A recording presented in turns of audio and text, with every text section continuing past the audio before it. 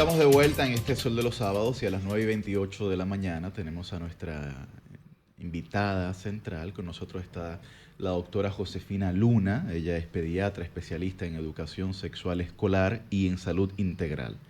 Entre muchos otros temas va a hablar con nosotros sobre la importancia de la figura paterna en la crianza de los hijos. Muy buen día, doctora. Hola. Gracias por la invitación. Me siento como en casa. Así es. Con gente muy querida y conocida.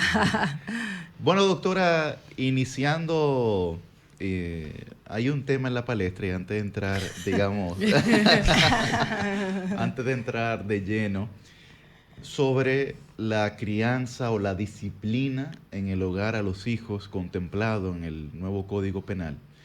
¿Qué usted piensa sobre disciplinar y las metodologías de disciplina para los hijos? Bueno, del Código Penal yo pienso que es un mamotreto.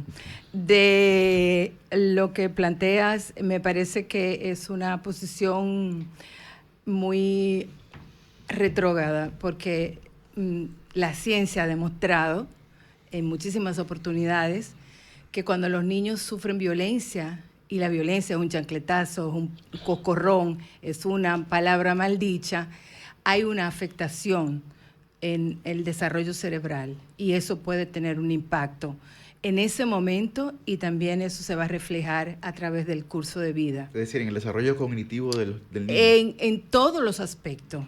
Inclusive la Organización Mundial de la Salud insiste mucho sobre evitar la violencia contra los niños y las niñas y hay muchísima evidencia científica que plantean que sobre todo cuando los niños pequeños están sometidos a una situación de violencia, y ustedes me dirían, bueno, pero un chancletazo, un pescozón, un coscorrón, no pasa nada. Sin embargo, ¿cuál es la condición y la situación que se da alrededor de ese golpe y de esa intención de corregir? Que dicho sea de paso, no corrige, porque los niños pudieran cambiar la conducta momentáneamente, porque tienen miedo. Y vivir con miedo, eso genera una liberación de sustancias del estrés que supuestamente, bueno, que muchos hemos estado escuchando y que va a modificar alguna parte del cerebro de los niños y las niñas. Entonces eso se refleja en trastornos de conducta posteriormente, trastorno cognitivo, hay el cuerpo está sometido a un estrés tóxico y todo eso tiene una afectación que inclusive se traduce a lo largo del curso de vida. Es decir, como niños y niñas que han sido víctimas de violencia en la familia, en el hogar, posteriormente pueden tener una serie de enfermedades crónicas no transmisibles, como por ejemplo obesidad, diabetes, hipertensión, problemas de salud mental. Entonces, a mí me parece que en el siglo XXI, y con tanta evidencia científica que se habla sobre evitar la violencia en la infancia, el que nuestros legisladores apuesten a este planteamiento, a mí me parece que es una metida de pata y una gran irresponsabilidad. Aparte de que, hay una propuesta que tiene ya muchos años justamente para evitar el castigo físico. Nosotros somos de los pocos países de la región que todavía el castigo físico está permitido. Ayer, doctora, en un espacio donde yo discutía el tema, porque es un asunto cultural. Sí, cultural. Dos hombres que a mí me parece que debían estar entre 35 y 45 años decían, en el barrio donde mi mamá me crió, si no era así, yo no tuviera aquí hoy, yo fuera un delincuente. Y uno de ellos decían, o sea, mi mamá a mí me metía en un tanque, cluc, cluc, cluc, cluc, cluc, cluc, para corregirme. Y si no hacía eso, yo fuera un delincuente, decía él. O sea, y él entendía que eso que hizo su mamá estaba bien. Sí, mira, por ejemplo, eso a mí me pasa que su mamá incluso lo metiera en un tanque durante unos segundos para ahogarlo.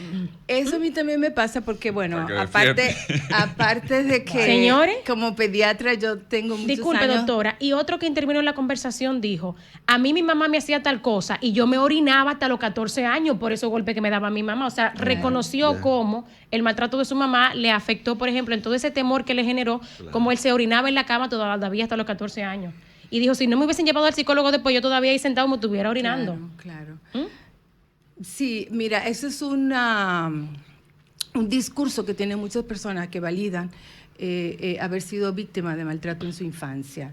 Y tú lo escuchas muy frecuentemente y no importa el estatus de formación que tiene la persona. Sin embargo, es una justificación invalidada en el sentido de que posiblemente lo que le salvó de no ser un delincuente no necesariamente fueron esos golpes, quizás otros aspectos que la mamá ofrecía y el entorno que él tenía para evitar que fuese un delincuente. Entonces, el hecho de recibir golpes o ese tipo de castigo físico, la corrección fue en ese momento. Pero yo estoy seguro que el impacto que esa experiencia tuvo, en el que le sumergían en el agua o le pegaban, probablemente él debe de tener algunos otros aspectos que no están solucionados aunque no los identifique. Aunque no lo identifique en su vida, inseguridades, miedo, una manera incorrecta de resolver conflictos. O sea, hay un impacto y la violencia deja huella en todos los aspectos. Ahí puede haber un sesgo, quizás. Ojalá que, claro, un sesgo porque es que lo validamos, Claro, naturalizamos. Claro. ¿No? Damos por válida un mecanismo de corrección porque como yo no fui delincuente, ¿verdad? A mí me resultó. Y quizás ahí, interviene mira todo lo que el usted tronco dice. de hombre que yo soy, vete tú a ver. A propósito porque me de hicieron esto, aquello. a propósito de esto de las correcciones, doctora, y del rol que ejercen los padres, me gustaría, antes ya de entrar directamente en el tema que usted vino a tratar, entender un poco el contexto. Estamos en una sociedad que muy lentamente ha ido transformándose, ¿verdad? En ese sentido, pero todavía entendemos que los padres tienen roles asignados en función del sexo, en función del género del padre. Digamos, la madre tiene sus roles definidos y el padre sus roles definidos. Ciertamente, hay cosas y hay cosas. Entonces, pónganos en contexto. ¿Cómo, desde el punto de vista científico, médico, usted entiende que este tema de los roles de las madres y de los padres juegan un papel determinante antes de entrar en el rol específico del padre, o cómo no juegan un rol determinante, sino que esto se determina por la dinámica familiar? Bueno, es una muy buena pregunta. Realmente el rol de los papás y de las mamás debe de ser un rol compartido. Papá y mamá deben de estar responsabilizados en la crianza. Por muchos años hemos visto que los hombres lo que eran los proveedores, los que inclusive establecían los límites, deja que tu papá venga para que te arregle, jugaban de vez en cuando, no se sentían responsabilizados del cuidado, y eso es una, diríamos, cultural. Sin embargo, lo que hemos estado, la ciencia ha estado demostrando, y a mí me gusta mucho hablar desde las evidencias científicas. Yo como pediatra apelo y abogo mucho por las evidencias científicas. No lo digo yo porque se me ocurrió, sino porque los estudios están demostrando que ciertamente el papá tiene un rol muy importante en la crianza, porque los papás crían distinto, porque los papás juegan distinto, porque el que un niño o una niña se críe con un papá disponible, activo, y que ella pueda o él pueda contar con él, hace mucho la diferencia. Y se ha demostrado que los niños mejoran mucho en muchos aspectos. En términos del bienestar infantil, es muy aconsejable que tanto mamá y papá estén presentes en la vida de sus hijos. Entonces, el rol tiene que ser complementario, Doctora, no cada uno por su lado. ¿Cuáles son las consecuencias para una persona ya en su vida adulta de haber crecido con la ausencia o no con los cuidados debidos de uno de los dos padres, específicamente del padre, que es el tema que abordamos hoy? Sí, mira, se ha estudiado cómo, por ejemplo, se habla que cerca de 1 de cada 4 niños en Estados Unidos y en Europa viven sin un papá biológico, sin un papá presente, ni siquiera un padrastro o un padre adoptivo, o sea que no hay una figura paterna. Y muchas de las personas, por ejemplo, los adolescentes que están en alguna situación en conflicto con la ley, tienen ese antecedente. Entonces se vincula con muchísimo riesgo para la vida. Inclusive en tema de salud, está vinculado con una mayor riesgo de mortalidad materna, está vinculado con mayor riesgo de embarazo en la adolescencia, está vinculado con conducta delictiva, trastorno de conducta. Sí, lo de la mortalidad materna con que el papá no esté presente. Mortalidad infantil, materna no, infantil, pero igual.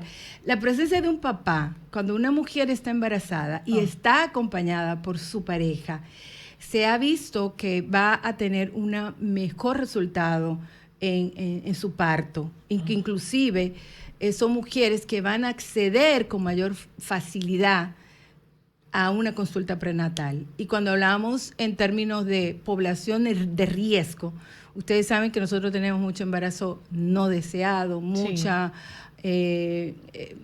paternidad irresponsable de alguna manera, muchos niños que están viviendo huérfanos de padres vivos porque no hay una responsabilidad para con su crianza. Sin embargo, cuando tú tienes una relación de pareja y el papá acude a las consultas prenatales, puede estar en el parto, todo eso va a mejorar mucho la convivencia familiar. Inclusive se reconoce como un protector contra la violencia de género y la violencia intrafamiliar, cuando los papás están presentes, participan en el parto y están involucrados en los cuidados y la crianza de sus hijos. Sí. Doctora, volviendo un poquito al tema de coyuntura, cuando uno analiza el mundo, cómo cada sociedad y civilización, digamos, va comportándose, uno ve varios modelos, uno ve, digamos, que el modelo de crianza latinoamericana, que es el modelo más similar al de República Dominicana. Sí.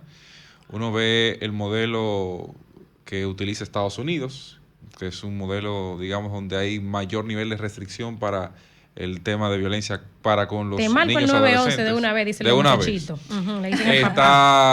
Que también tiene ciertas similitudes con el europeo. Y está también el asiático, que no limita a los padres. Cuando hablo de asiático me refiero al asiático del este, que no limita necesariamente a los padres de utilizar los métodos que entienda adecuados para la crianza de sus hijos. Y cuando uno ve las sociedades y su comportamiento, parece ser la asiática la que el mayor nivel de respeto guarda para todos los sectores, a pesar de utilizar ese mecanismo incluso de violencia. ¿No? Cuando se marca Japón, China, Corea del Sur, utiliza eso.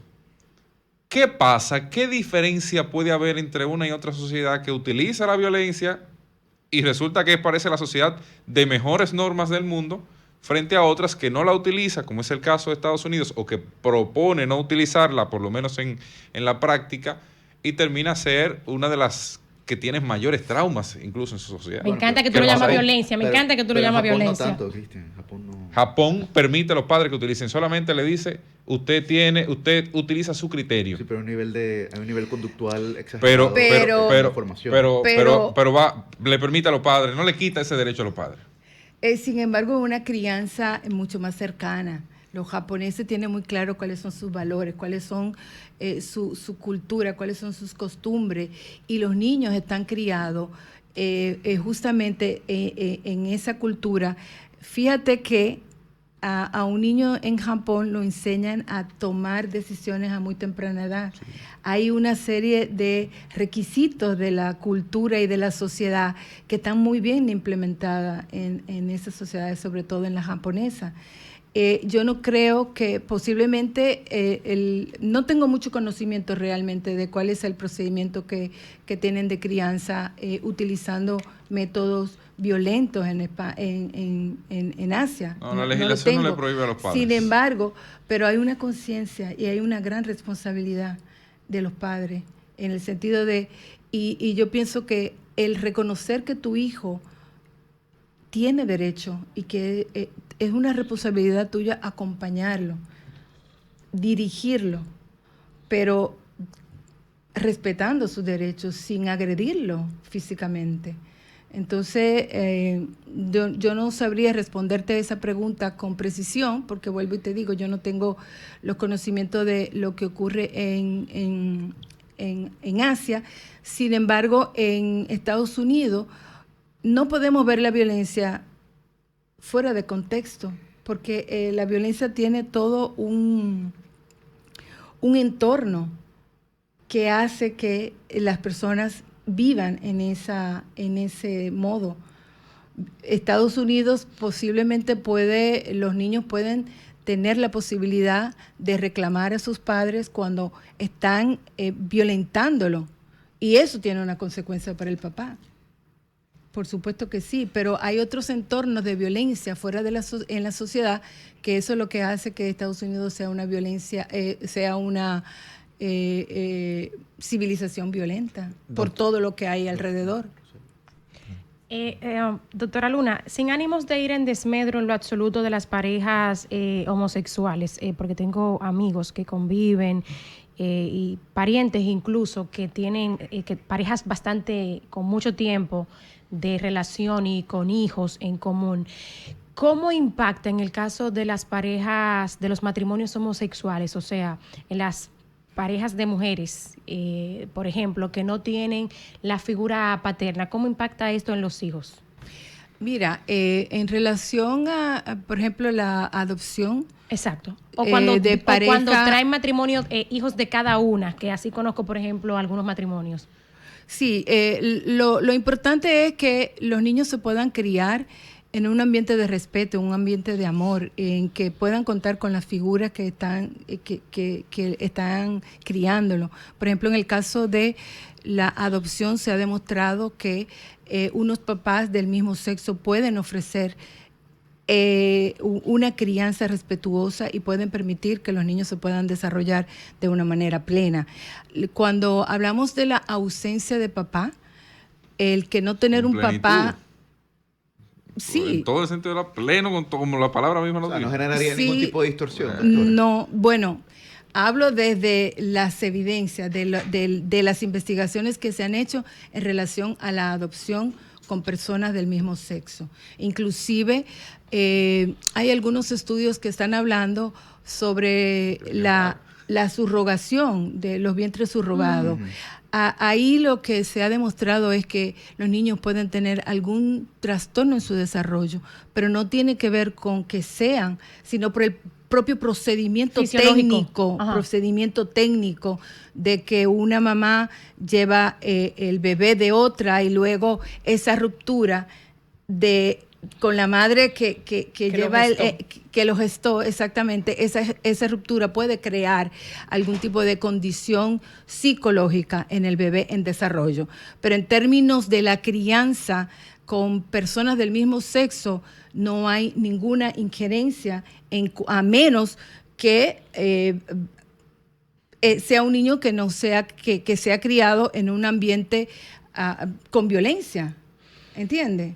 Entonces, el hecho de que sean, por ejemplo, para más claro, yo me crié sin mi papá, porque mi papá lo asesinaron cuando yo tenía apenas 10 años, y mis hermanos tenían 5 y 6 años, pero yo tenía una mamá ahí que estuvo presente todo el tiempo. Probablemente yo, como mujer, puedo tener alguna situación con la figura masculina en términos de relación, pero eso no me dificultó también para yo desarrollarme como una persona. A lo que voy con esta explicación es cuando hablamos de ausencia de papá, es cuando tú no tienes ninguna vinculación con un padre que posiblemente sea un papá que te haya abandonado o un papá que no haya asumido responsabilidad. Entonces no es una por figura ti. masculina per se lo que se necesita para la crianza. Con que hayan dos individuos, no importa que sean del mismo sexo, está bien, digamos. En términos generales, sí. Posiblemente puede haber alguna carencia en términos de modelaje, pero lo importante es que los niños se sientan queridos, se sientan amados, se sientan protegidos. Por eso se podría lograr incluso con un hogar monoparental. Por supuesto sin que ningún sí. problema. Por supuesto que sí. Y se ve hoy día como un hogar monoparental un problema para la es que no, conformación de la bueno, familia. vuelvo al tema. O sea, según los mismos estudios. Pero la mayoría de los hogares aquí en son República son Dominicana, y marentales. se ve eso como un problema para la sociedad. El 43% de los hogares de la República Dominicana son monoparentales. Sí. De ese 43, el 34 es de mujeres. Lo encabezan mujeres. Sí. Correcto. Solamente el 10% de los hogares monoparentales son de hombres. Claro. Claro. Y eso lo determina, perdón, que haya un acta de matrimonio vigente que no se haya producido un divorcio. Porque No. aquí No, hay no, no, muchos- no, la No. convivencia, la No, no, convivencia. no, sí, convivencia. pero a lo que me refiero es Bueno, que la información la es la convivencia. información oficial. Sí, ¿no? correcto, pero a lo que me refiero es que la convivencia es muy relativa y justamente sobre eso que dice No, Cristian, no. para que lo La suba, convivencia no es relativa, para- hay un parámetro de convivencia. para que lo sume a su respuesta, doctora. No, espérate, ¿Cuál es su espérate. opinión sobre el tema de la... Yo tengo una novia y yo no convivo con ella. No, pero Pero miren, justamente, convivo. doctora, esos Ay, hogares cuidado, que eso en los monoparentales, campos de para que convivir lo es otra sume a su cosa. respuesta, esos hogares monoparentales, sobre todo los que son encabezados por padres con hijas, que a veces esa relación, ese tema de modelaje es complicado. ¿Cómo usted lo ve? ¿Cómo usted lo plantea? Y brevemente agregarle cómo ha cambiado nuestra sociedad. Hago esta pregunta de manera recurrente porque veo muchos más padres Claro. en estos tiempos involucrados Sí, en la crianza. Claro. Gracias a Sí, Dios. con relación a las familias monoparentales, nosotros tenemos, ya ustedes han dicho, hay una gran porcentaje de familia que es monoparental. Cuando nosotros hablamos de la ausencia del papá, hay muchas mamás, como yo me puedo identificar, que dicen, no, pero yo crié a mis hijos sola, porque yo me soy mamá y divorcié, papá, dice, pero no comúnmente. soy papá. Yo me divorcié. Inclusive uno de mis hijos apenas tenía 1 año cuando yo me divorcié, pero tiene un papá que está en otro país, pero él sabe que tiene ese papá. Y es un papá que de alguna manera funge en la distancia como un referente, ¿entiendes? Y hay personas y hay niños que saben que tienen papá, pero no pueden contar con ese papá, porque es un papá que no dispone ninguna tiempo, ni herramienta, ni dinero para él. Esos son los niños que están afectados directamente por la ausencia de un papá, porque no cuentan con ellos. Es lo que Y lo decimos, sienten y lo saben. Y lo saben. Claro. ¿Cuántos niños nosotros tenemos aquí? ¿Cuántas Lo niñas piensan, lo que dicen, oye, reflexionan. mi papá, bueno, incluso no sé quién es? Me estoy refiriendo a ese tipo de ausencia. Claro, que pero marca, que hay impacta. hay condiciones en que una mujer puede criar a su hijo solo y eso no ser un riesgo para ello. Igualmente hay hombres que pueden criar a sus hijas y no ser un riesgo para ellos, porque las chicas pueden tener referencia de mujeres con la profesora, con la abuela, con la tía. Igualmente pasa con los varones. Entonces, no es que el niño necesariamente tiene que tener un papá disponible, sería lo ideal, pero ante situaciones que se dan en la vida, esa ausencia no necesariamente resulta un riesgo. ¿Comprende? Es lo que vuelvo y hablo de mi propia experiencia, tanto como mujer divorciada, pero también como huérfana. O sea, nosotros nos criamos sin un papá. Y mis hermanos hemos salido adelante. Obviamente, posiblemente debemos de tener algún tipo de carencias, de eso no hay duda, pero de que pudimos desarrollarnos, y eso pasa con muchas familias monoparentales, que por circunstancias el papá no está. Ahora, lo que quiero insistir en ese papá que se desentendió de la crianza de sus hijos. Y tú, Susi, planteaba que ha habido un cambio. Por supuesto que sí, que ha habido un cambio. Los millennials ahora están más responsabilizados, están más vinculados con la crianza de sus hijos y están mucho más comprometidos. Hay también una política que se está trabajando en muchos países del mundo, que es la política de cuidado. Y probablemente muchos de estos movimientos que nosotros estamos viendo, inclusive en América Latina, vienen de los propios hombres, porque los propios hombres se han dado cuenta que están fuera de la crianza de sus hijos y que han perdido derechos. Por ejemplo, cuando hay un litigio, cuando hay un divorcio, siempre el que sale perjudicado es el varón. Y muchas veces decimos, aquí hay abogados, no, los niños se tienen que quedar con la mamá. ¿Pero por qué? También pudieran quedarse con el papá. Entonces, la conversación y lo que realmente a mí me interesa es poder dejar ese mensaje de que los niños necesitan a sus padres, que estén disponibles, que están activos, que participen, porque hay beneficios para toda la familia. Incluso se ha demostrado que cuando los hombres están vinculados con la crianza de sus hijos, son hombres más felices, se enferman menos, son más responsables y hay menos condiciones de riesgo para Ojalá que él. estén escuchando. Estamos en el medio de los padres. Sí, yo pienso que eso y además que puede ser un factor protector para la violencia. Nosotros vivimos con tanta violencia Así que es necesario. Le voy a mandar esta entrevista Bueno. que le bebe al club en el Pues- tanque para que lo oiga. Ay, Dios Qué mío. barbaridad. Qué barbaridad. Sí, se lo voy a mandar para que lo oiga. Que Bueno, algo nosotros- hay por ahí que tú no sabes, muchacho. ¿oíste? Nosotros le agradecemos a la doctora Josefina Luna por estar Qué con nosotros barbaridad. el día de hoy. Hay muchos otros temas que hubiésemos querido hablar, pero el tiempo no nos lo permite. Gracias, doctora. Gracias a ustedes. Sin preguntas, Francisco, que terminamos bastante ¿hay bien. este alguna programa. Francisco, dale, Francisco, dale, Francisco. Siéntase en la Dale, libertad. Francisco. ¿Qué es ¿Será que esto? podríamos hacer un censo de cómo fueron criados nuestros congresistas?